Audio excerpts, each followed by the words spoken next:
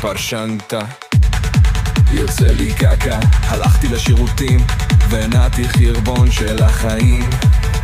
ניסיתי לנגב עם הגבונים ונמרח לי חרה על הביצים.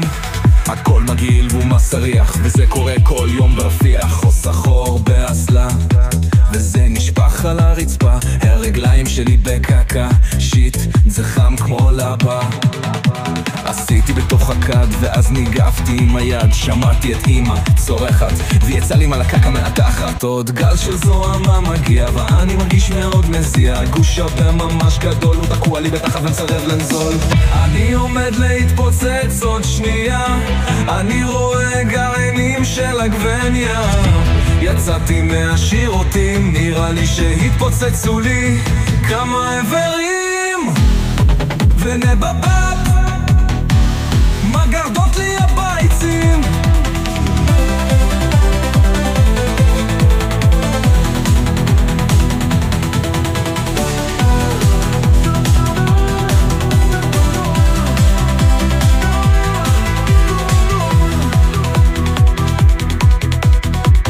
ונמרק פולים